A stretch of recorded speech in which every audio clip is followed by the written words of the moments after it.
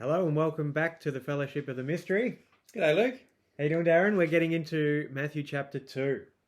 This is good. This will be a bit easier than all those genealogies and Those names that were difficult. They were. But no, this is good. This is a nice part of the story of Jesus, and it's good fun. Kick us off. Righto. Matthew chapter 2, verse 1. Read along with us. Now when Jesus was born in Bethlehem of Judea in the days of Herod the king, behold, there came wise men from the east to Jerusalem, saying, Where is he that is born King of the Jews? For we have seen his star in the east, and are come to worship him. When Herod the king had heard these things, he was troubled, and all Jerusalem with him. And when he had gathered all the chief priests and the scribes of the people together, he demanded of them where Christ should be born.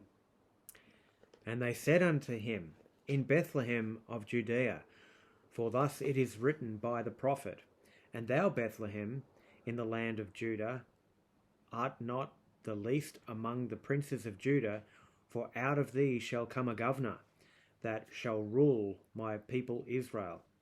Then Herod, when he had privately called the wise men, inquired of them diligently what time the star appeared. And he sent them to Bethlehem, and said, Go and search diligently for the young child, and when ye have found him, bring me word again, that I may come and worship him also. When they had heard the king, they departed, and lo, the star which they saw in the east went before them, till it came and stood over where the young child was. When they saw the star, they rejoiced with exceeding great joy. And when they were come into the house, they saw the young child with Mary his mother, and fell down and worshipped him. And when they had opened their treasures, they presented unto him gifts, gold, frankincense, and myrrh. And being warned of God in a dream that they should not return to Herod, they departed into their own country another way. And when they were departed, behold, the angel of the Lord appeared to Joseph in a dream, saying, Arise, and take the young child and his mother, and flee into Egypt, and be thou there until I bring thee word. For Herod will seek the young child to destroy him. When he arose, he took the young child and his mother by night, and departed into Egypt. And was there until the death of Herod, that it might be fulfilled which was spoken of the Lord by the prophet, saying, Out of Egypt have I called my son. Then Herod, when he saw that he was mocked of the wise men, was exceeding wroth, and sent forth and slew all the children that were in Bethlehem, and in all the coasts thereof from 2 years old and under, according to the time which he had diligently inquired of the wise men. Then was fulfilled that which was spoken by Jeremiah the prophet, saying, In Ramah was there a voice heard, lamentation and weeping and great mourning, Rachel weeping for her children, and would not be comforted, because they are not. But when Herod was dead, behold, an angel of the Lord appeared in a dream to Joseph in Egypt, saying, Arise, and take the young child and his mother, and go into the land of Israel, for they are dead which sought the young child's life. And he arose and took the young child and his mother, and came into the land of Israel. But when he had heard that, how do you pronounce that one, Darren? Archelaus did reign in Judah, in the room of his father Herod, he was afraid to go hither. Notwithstanding, being warned of God in a dream, he turned aside into the parts of Galilee. And he came and dwelt in a city called Nazareth, that it might be fulfilled which was spoken by the prophets, He shall be called a Nazarene. And he was. Yes. Jesus of Nazareth he's referred to He is. in his ministry. How- Yeah, so what a story.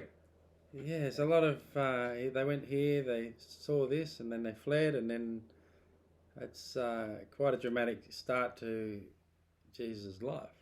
Yeah, and we read that he was a young child and that Herod sought to kill the children 2 years and under. So, we see the nativity scene with typically the three wise men because of the three gifts. Yep. It may have been more. I mean, the number doesn't say. So the wise men weren't there at the birth of Christ. This is a couple of years later. Yep. Yeah, so, these wise men, I know in other modern translations they use the term magi, which, they're magicians. Yeah. But that's not so. They're wise men.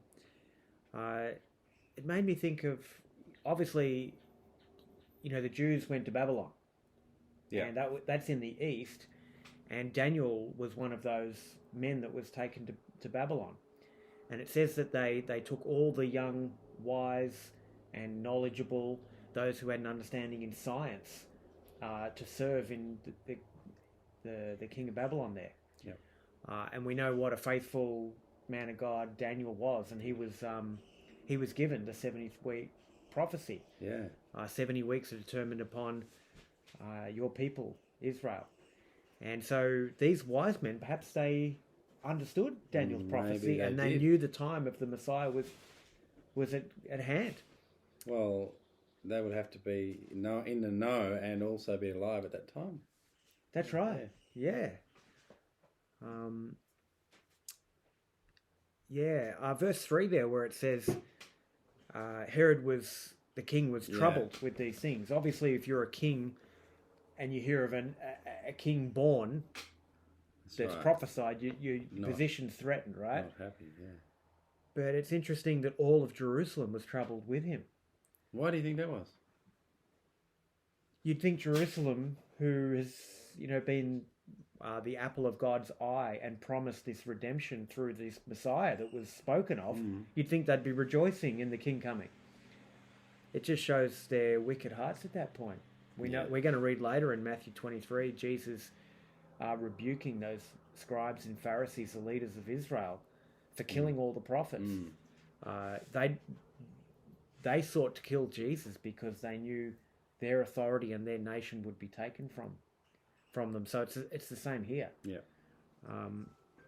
When they're asked, where is the Messiah to be born?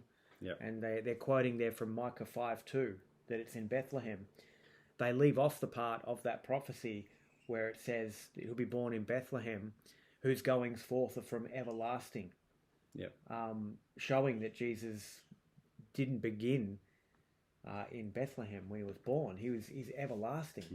He's the everlasting God. Yeah. They'd leave that part out. They probably don't believe. Yep. Well, that takes all the power out of it, doesn't it? Absolutely, yeah. And then Herod saying, let me know when you find him because I want to worship him. Yeah. And of course, later we read that he wanted to kill him. Well, that's right. And they killed. Does it say how many? Anywhere else does it say how many children they killed? No, I don't think there's a number. Yep. But all from Bethlehem and all the coasts. Yep. Is that I don't know if that's all the way up to the coast, all the land of Israel, but that's wow, that's a lot. That's terrible, isn't it? Indeed. And that was to fulfill prophecy. Yeah. Spoken by Jeremiah. Jeremiah. Yeah. The prophet. But if we go to Jeremiah 31, where they're quoting there, it quotes this verse, and then the next following verses, it gives hope. Yeah, righto. Jeremiah 31 from verse 15. Yeah. Thus saith the Lord, a voice was heard in Ramah, lamentation and bitter weeping. Rahel was weeping for her children, refused to be comforted for her children, because they were not. Thus said the Lord, refrain thy voice from weeping, and thine eyes from tears, for thy work shall be rewarded, saith the Lord, and they shall come again from the land of the enemy, and there is hope in thine end, saith the Lord, that thy children shall come again to their own border.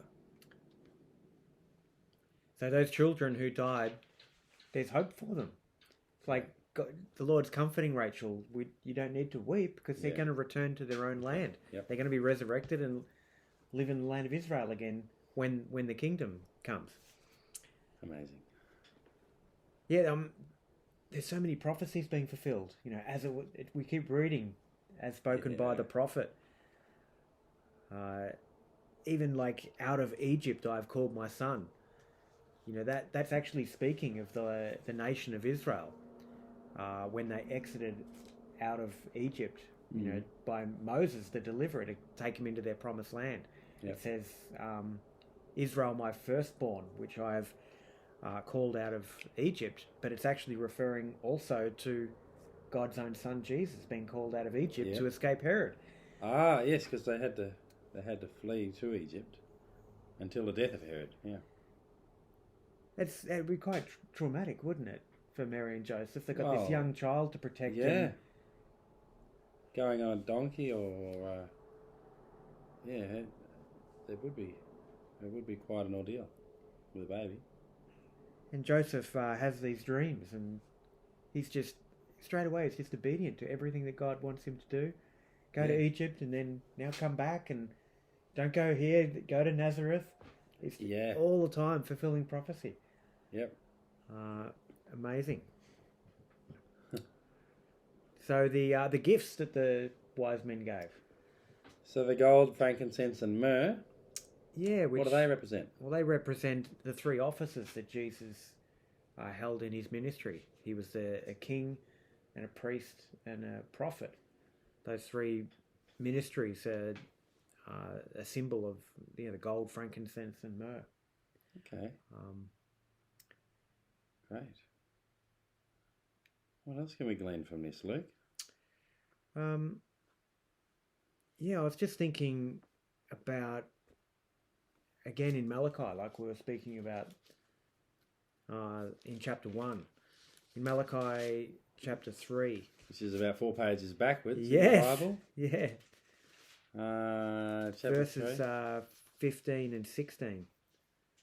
I can read that. So, and now we call the proud happy. Yea, they that work wickedness are set up.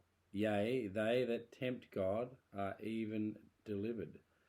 Then they that feared the Lord spake often to one another, and the Lord hearkened and heard it. And a book of remembrance was written before them that feared the Lord and that sought upon his name. Oh, I love that verse because it's good, isn't it? It makes you think the Lord is pleased when people just gather together and talk about the things of the Lord, and they think about God. It's in this case, it's written in a book that God's going to remember.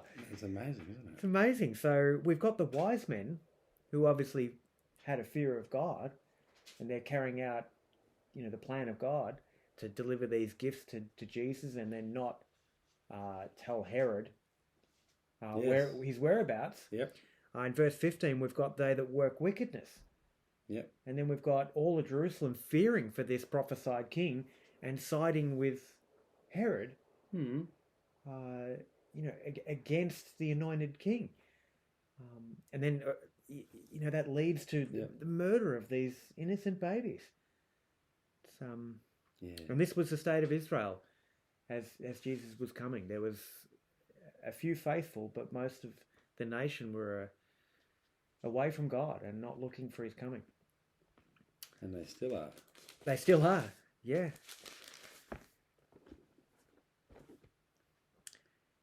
Yeah, so chapter 3, next time we're getting into John the Baptist. Which will be interesting. There's lots to talk about in that. That'll be great, yep. Very good. Yeah. But thanks for reading along with us. And if you have any thoughts, put in the comments about chapter 2 of Matthew. Yeah. But God bless you. We'll see you next time. See ya.